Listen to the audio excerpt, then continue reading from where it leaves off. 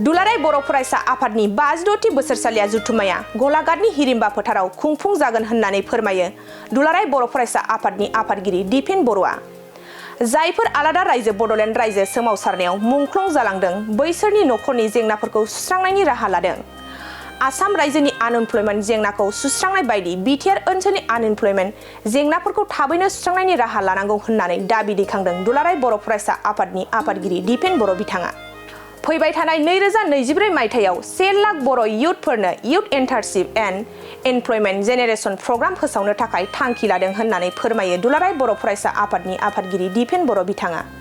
बड'लेण्ड इउनिभार्सिटियाव अरिएन्टेशन अरायथा केम्पखौ 2024 मायथाइयाव मोगथां महराव दुलाराय बर' फरायसा आफादा जाफुंहोगोन। अरिएन्टेशन अरायथा केम्पासखौ बिटिआरनि मोनफ्रोमबो कलेजाव जाफुंहोनो थाखाय थांखि लादों। खौरांगिरि मेलनि गेजेरजों दुलाराय बर' फरायसा आफादनि आफादगिरि बिथां दिपेन बर'आ मा बुंथिखो फै जों आबुङै मिथिना लानि। गिबियावनो दुलाराय बर' फरायसा आफादनि बे गाहाय मावखुलि बड'फा हाउसनिफ्राय फैबाय थानाय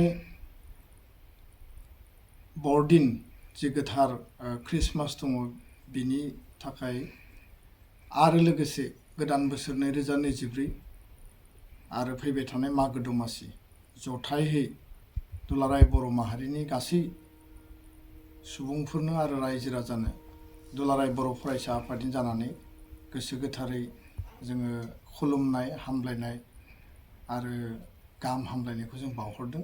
जाहाथे गोथार बरदिननि गेजेरजों बा गोदान बोसोरा 2024 बयनिबो थाखाय सुखु गोजोन जायो।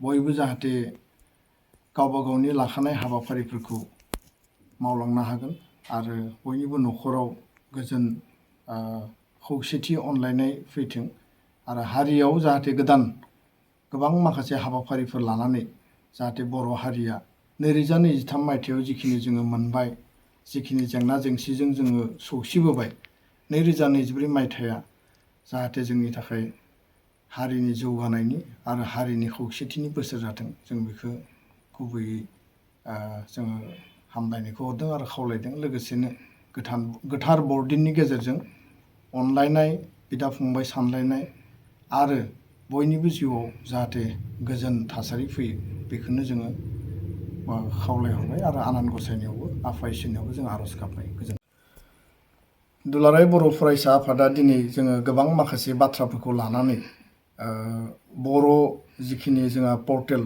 चेनेलफोर दङ बिथांमोनखौ लिंहरनानै जोङो मोननैसो बाथ्रा जोङो फोरमायनो नागिरदों आरो माखासे जोंनि जे रिप्लाइ माखासे बाथ्राफोरखौ लानानै जे बितर्क खालामबाय थादों बिनि जों रिप्लाइबो होगोन।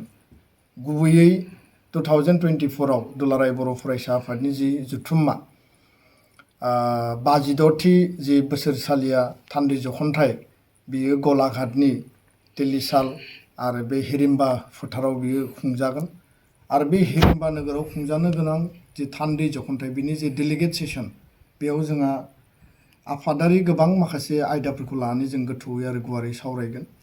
आथिखालाव जोंनि दखरा जिल्ला आरो गुबुन इउनिट कमिटिनि थान्दै जखनथाइ आरो एनुवेल कनफारेन्सआ सोलिबाय थादों।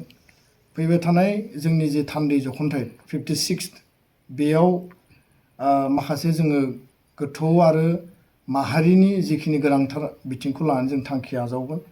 गुबैयै जोङो सावरायबाय थादों आरो बेखौ जोङो सावरायनानै जोङो डेलिगेटआव थांखि आजावगोन जे बड'लेण्ड मार्टियार ट्रास्ट जायफोर बड'लेण्ड सोमावसारनायाव आलादा रायजोनि सोमावसारनायाव मुंख्लं जालांबाय बे मुंख्लं नखरफोरनि बिथांमोननि माखासे बिथिङाव जि मोनसे थासारि सम आरो गोबां बिथिङाव जि नुजाथियो जे देहायारि जेंना इमारजेन्सि माखासे थासारिफोर एक्सिडेन्टेल जि केस बे थासारिफोरखौ सुस्रांनायनि मोनसे राहा लामा हिसाबै जोङो बे ट्रास्टखौ एबसुनि बेन्दोङाव बानायनो थाखाय जोङो सावरायबाय थादों आरो गुबुन मोनसे बेजोंनो लोगोसे बे ट्रास्टजोंनो लोगोसे आथिखालाव जायफोर एबसुनि इउनिट आनसलिक district state committee university committee आरो मिरु आफादसिम जाय बिबानगिरिफ्रा दिनै खामानि मावबाय थादों बे बिबानगिरिफोरनि जि आथिखाल मोनसे थासारियाव जोङो बायदिसिना देहायारि जेंनायाव हेल्थ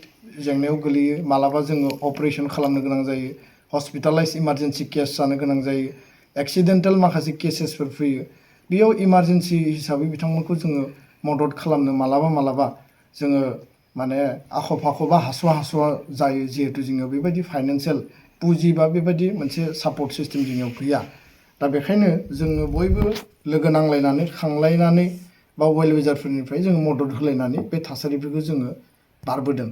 दा बेखायनो मोनसे पार्मानेन्ट नेचारनि बड'लेण्ड मुंख्लं ट्रास्ट बा बड'लेण्ड माने शहीद न्यास असमियाव जों जुदि बुङोब्ला बेबायदि मोनसे खालामनायनि गेजेरजों जोंनि आथिखालाव मावबाय थानाय एबसु बिबानगिरिफोरनि माखासे इमारजेन्सि जेंना आरो मुंख्लं नखरफोरनि बे जेंनाखौ सुस्रांनायनि मोनसे परिकल्पना जों खालामदों आरो बेखौ थान्दै मेलाव जों सावरायनानै सिद्धान्त लागोन। नैथिया जाबाय आनएमप्लयमेन्ट जिखिनि दानि जि थासारि इडुकेटेड आनएमप्लयमेन्ट आसामाव 26 लाख इडुकेटेड आनएमप्लयमेन्ट दङ। आसाम सरकारा 1 लाख एपइन्टमेन्ट होनायनि बाथ्रा बुंदों खिन्थु दासिम बिथांमोननि हिसाब होनाय बायदिब्ला 70,000 बिथांमोना बे एपइन्टमेन्टनि प्रक्रियाखौ खालामबाय। आरो जोंनि खावलायनाया जाहैबाय जे बिटिआरआवबो जि मोनसे 3rd ग्रेड आरो 4th ग्रेडनि जि एपइन्टमेन्टनि प्रसेस बेखौ गोख्रैनो खालामनांगौ बेखौ दाबिखौ जों दैखांबोदों। आरो बे गासै बिथिंखौ नोजोर बोनानै गासैबो सुबुङा सरकारि साख्रि मोनजोबगोन बा बयबो सरकारि साख्रि मावनो गोसो बेबायदि माने नंजोबा। जायफोरा गभर्नमेन्ट जबाव थांनो गोसो बिथांमोना बेखौ चइस खालामनानै लायो आरो जायफोरा सेल्फ एमप्लयमेन्ट जेनेरेसन गावनो रां आरजिनानै बा माखासे एन्टारप्रेनियरशिप लाइनाव जाय खामानि मावनो गोसो बिथांमोनखौ एनकारेजमेन्ट खालामनायनि थांखिजों फैबाय थानाय 2024 मायथाइयाव 1 लाख इयुथखौ 1 लाख बर' इयुथ जायफोरा सोलोंथाइ लाबाय जायफोरा ड्रप आउट जाबाय बिथांमोनखौ जोङो ट्रेनिं फेसिलिटि फाइनान्सियेल इनस्टिट्यूशन जायफोर राङारि फसंथानफोर दङ government centre state government of India government of Assam आरो जोंनि लकेलाव आरो जायफोर ट्रेनिं इनस्टिट्यूट दङ जायफोर ट्रेनिं होयो जेरै IIT जेरैबायदि नोङो SI माने PRD दङ स्टेटआव पन्चायत एन्ड रुरेल डेभेलपमेन्टनि बेबायदि माखासे फाइनान्सियेल इनस्टिट्यूशन आरो ट्रेनिं इनस्टिट्यूशनखौ लाफानानै youth entrepreneurship and employment generation programme मोनसे जोङो लन्च खालामनायनि थाखाय परिकल्पना खालामदों आरो बेखौ जोङो डेलिगेटआव सावरायनानै थांखि लागोन। गुबुन मोनसेया जाहैबाय जे ओरिएन्टेशन मोनसे पार्मानेन्ट केम्पास बड'लेण्ड इउनिभार्सिटियाव गायसननो थाखाय बेखौ जोङो सावरायबाय थादों आरो 2024आव बेखौ जों मोगथां महराव होनो थाखाय जोङो थिग खालामदों। दा बेखायनो मेडिकेल इन्जिनियारिं आरो सिभिल सार्भिस लोगोसे आदार कम्पिटिटिभ एग्जामनि थाखाय पार्मानेन्ट ओरिएन्टेशन केम्पास बेयाव गायसननायनि गेजेरजों मोनफ्रोमबो साब डिभिजनाव मोनसे कलेजखौ जोङो फिडार इनस्टिट्यूट बा सिस्टार इनस्टिट्यूट हिसाबै एडप्ट खालामनानै गासै जोंनि ओनसोलाव थानाय कलेजफोरजों लोगोसे इउनिभार्सिटियाव जोङो ओरिएन्टेशन केम्पास जों आरम्भ खालामनो थाखाय थिग खालामदों। लोगोसे जोंहा बर' आइजो जथाय आफाद बा गौथुम जोङो मोनसे दानानै लानाय दङ आरो बेखौ मोनसे फुल फ्लेजेड स्टेटास जों होनांगोन।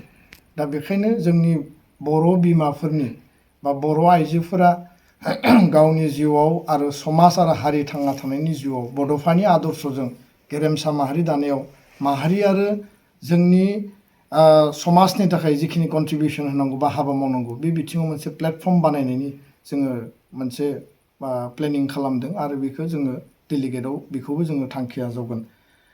Mission skill and quality education आथिखालाव जों बेयो सोलिबाय थादों 2006 मायथाइ बा 7 मायथाइनिफ्राय बियो 2023 मायथाइसिम बियो कन्टिनिउ सोलिगासिनो दङ।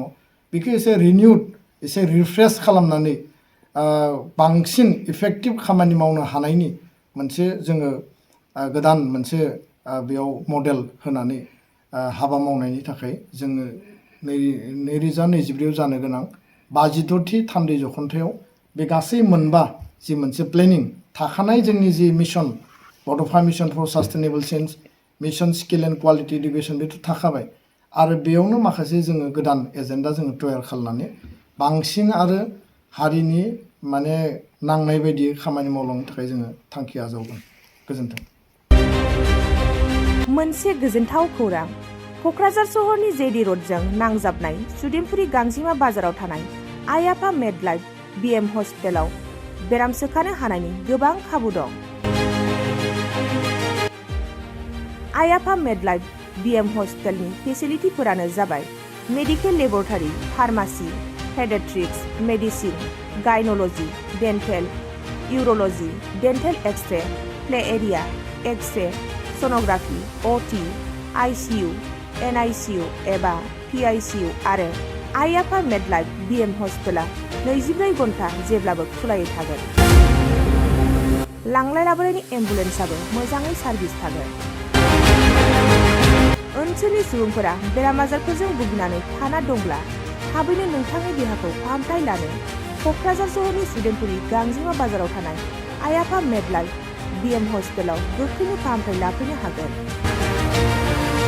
आबुङै मिथिनो थाखाय 9101655430 एबा 8822688026 जानबुं नम्बराव खौरां लाहरनो हागोन।